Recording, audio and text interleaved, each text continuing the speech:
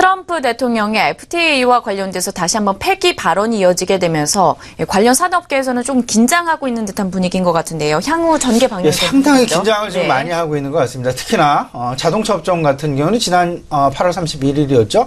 기아 자동차의 통상임금 협상 관련된 어떤 완전 패소는 아니지만 부분 패소. 하지만 시장을 그리고 어떤 재개를 좀 당혹스럽게 만드는 그런 이슈 내지는 이벤트 이게 충분했었다 말씀을 드릴 수 있을 것 같고요. 이런 부분들이 자동차 산업뿐만 아니라 전반적인 산업으로 확산되어가는 최저임금의 인상과 맞물려 통상임금의 상승, 통상임금의 어떤 인정 부분까지 지금 현재 임금과 관련된 이슈 어쩌면 큰 시장 내 우려감으로도 표현이 되고 있다라는 부분.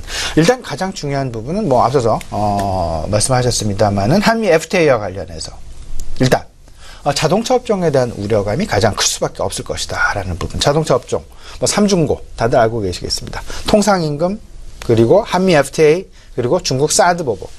중국에서는 두 자릿수 매월 거의 지금 한 7개월 8개월 연속 매월 40% 50%씩 판매량이 급감하는 그런 모습들이 지금 이제 나타나고 있다라는 부분. 이런 부분들을 현대차, 기아차 입장에서는 다른 지역으로 유로존이랄지 아니면 인도랄지 아니면 유라시아 지역으로 아니면 남미 지역으로 돌리려는 그쪽에서 좀 수입원을 다양화시키려는 그런 노력이 있음에도 불구하고 어쨌든 중국이라는 시장에서 점차 그들의 어떤 행보가 약해지고 있다라는 부분은 성장 모멘텀 측면에서 생각을 해본다라면 상당히 부담스러울 수밖에 없을 것이다라는 것. 여기에 또 한 가지 이슈 생각을 하셔야 될 것 같습니다. 분명한 건 무슨 말씀이냐면요.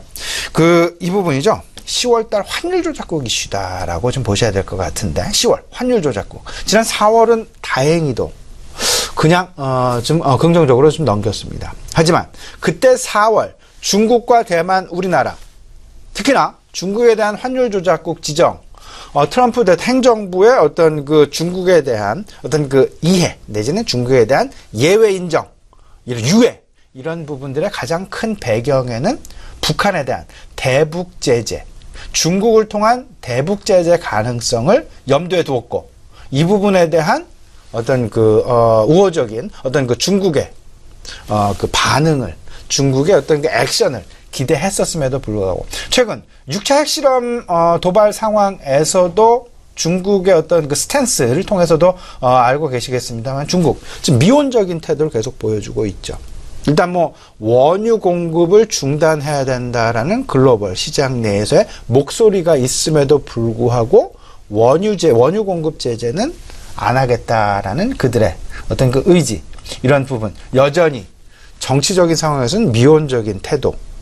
물론 이를 놓고 미국을 향한 또 다른 압박의 수단이다라고 이해 내지는 평가를 하는 그런 부분도 있을 수 있겠습니다만은 전반적인 그림에서는 여전히 지금 미궁 속을 헤매고 있다라고 보셔야 될 것 같습니다. 근데 환율 조작국 이제 이번에는 아마도 미국에서 카드를 꺼낼 가능성이 크겠다. 중국을 조금은 더 가혹하게 압박할 수 있는 그럴 가능성, 환율 조작국 이슈일 수 있다. 4월과 10월, 이제 10월이 다가오고 있습니다.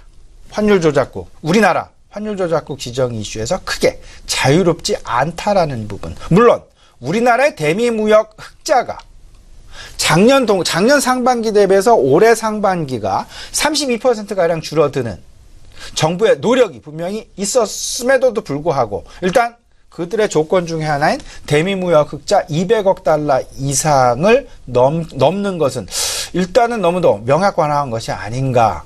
그러면 환율 조작국 가능성이 상당히 높아지고 있다라는 부분. 그리고 우리나라의 어떤 경상 흑자 GDP 대비 3% 이상이 조건이지만 7.1%를 차지하고 있다라는 부분 역시 부담스러울 수밖에 없다라는 것. 일단 환율 조작국 이슈와 관련해서 조금은 더 관심을 가져가셔야 될 것 같고요. 여기에 가장 영향을 받는 부분은 자동차 업종일 수밖에 없을 것이다 라는 것 아울러서 말씀을 드려봅니다. 그러면 자동차 업종과 관련해서 결론을 좀 말씀을 드려본다면 자동차는 조금 좀 속된 말로 버리시고 오히려 지금 가장 시장에 많이 변하고 있는, 가장 급격하게 변하고 있는 산업은 자동차 산업이 되겠습니다. 기존의 자동차, 내연기관 자동차는 버리시고 전기 자동차로 빨리 옮겨가셔야 되겠다. 지금도 늦지 않았다라는 부분. 그럼 자동차, 전기 자동차, 완성 전기 자동차보다는 전기 자동차 부품. 대표적인 거 두 가지가 있죠. 전기 자동차 배터리, 그리고 전기 자동차의 핵심, 모터, 구동 장치. 이 두 가지 핵심 부품 관련주에 대한 관심 분명히 필요해 보인다 말씀드립니다. 네.